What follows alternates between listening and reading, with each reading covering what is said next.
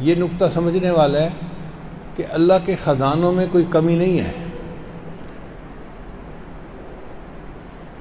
Budget بنانے کا مقصد کیا کہ ہر بندے کو اس کے حساب سے اللہ تعالیٰ رزق دیتے ہیں۔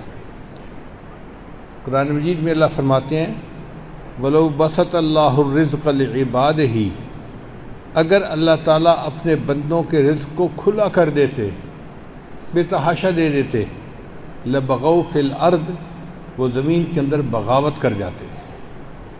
ہر بندے کو اگر اپنی اوقات سے بڑھ کر مل جاتا تو اس کا ایمان بھی محفوظ نہ رہتا، وہ پتہ نہیں دنیا میں کیا فرعون یا قارون بن کے زندگی گزارتا۔ تو اللہ چونکہ بندوں کے ایمان کی حفاظت فرمانے والے ہیں، وہ بندوں کو اتنا دیتا ہے جتنا وہ برداشت کر سکتے ہیں۔ آپ بتائیے، ایک بندے کو اللہ تعالیٰ مال زیادہ دے دے، بیوی کو نافرمان بنا دیں تو کیا فائدہ؟ اولاد کو نافرمان بنا دیں تو کیا فائدہ؟ ایک بندے کو کروڑوں پتی تو اللہ بنا دیں، مگر دنیا میں اس کی عزت اس سے چھین لے تو ایسے مال کا کیا فائدہ؟ تو اس لیے اللہ تعالیٰ بندے کو مال دیتے ہیں جتنا کہ وہ برداشت کر سکتا ہے اور اس کو لے کر وہ نیکی کی زندگی گزار سکتا ہے۔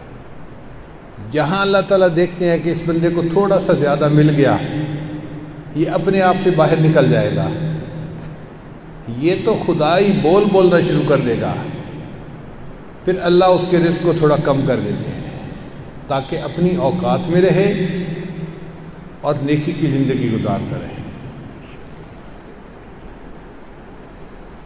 آج کے دور میں روٹی اور رزق کو بہت اہمیت حاصل ہے۔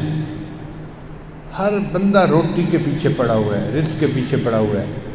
میرے پاس مال ہونا چاہیے، اچھا گھر بناؤں، اچھی گاڑی لوں، پسند کی جگہ پہ شادی کروں، بچے بہترین تعلیمی اداروں میں تعلیم پائیں اور ٹھاٹ پاٹ کی زندگی گزاروں۔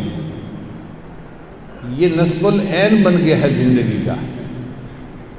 تاریخ میں روٹی کو کبھی اتنی اہمیت حاصل نہیں تھی جتنی آج ہو چکی ہے۔